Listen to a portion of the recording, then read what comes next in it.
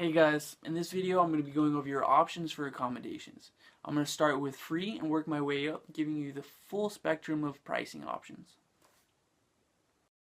Your first option is Couchsurfing. This is 100% free, though there's an option to get verified for $20, which gives you more options. Now obviously there's pros and cons. The pros being it's free, obviously. Most of the time you'll have free internet, some privacy if you get your own guest room, and sometimes access to a kitchen and washer and dryer. You've also got a local contact who can give you advice on places to go, things to do, things to not do, and they may even introduce you to their circle of friends.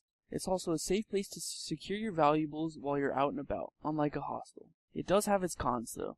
The first being it's sometimes very hard to secure a host, and you may have to send emails back and forth, only to have them no-show or refuse at the last second. Secondly, it's not good for long stays. Most hosts are not going to want you there for more than a month.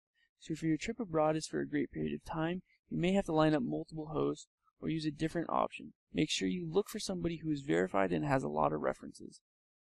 As you can see, there's 30,000 hosts in Buenos Aires.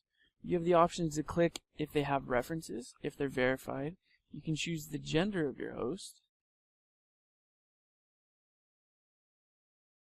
When we search for hosts that have references and that are verified, we get down to 214 hosts.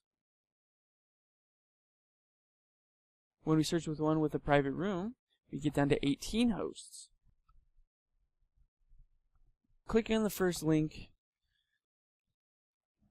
we can look at this guy's photos of his house. Looks like he doesn't have too many, they're mostly selfies of him. You can see information about his home.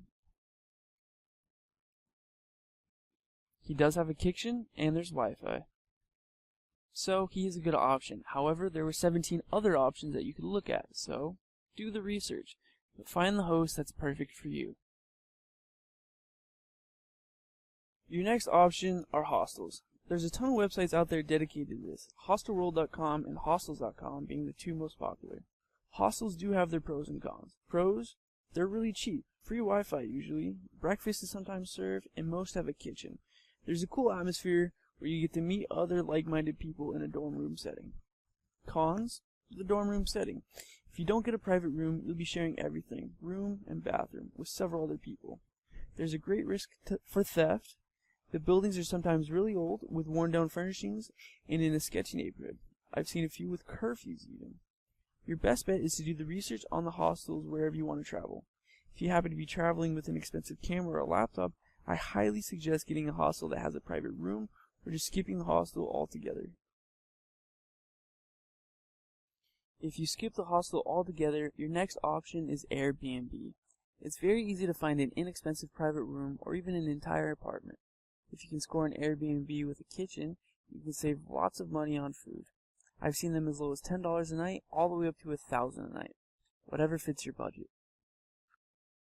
As you can see here, there are many options in Buenos Aires, some as low as $19 a night.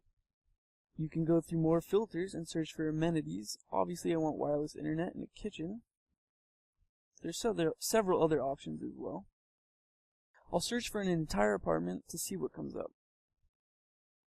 I'll bring the price down to $50 a night. As you can see, there are plenty of options for all budgets.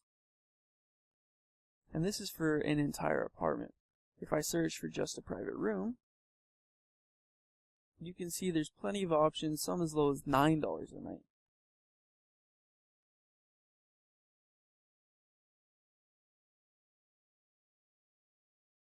This looks pretty good.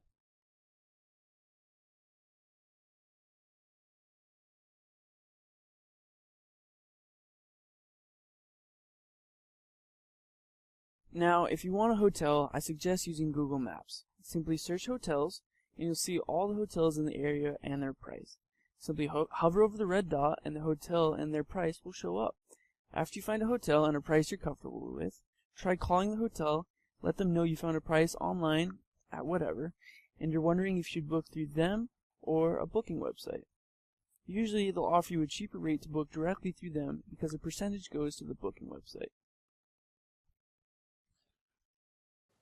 In the next video, I'll be detailing the various activities you can do in and around Buenos Aires. Thanks, guys.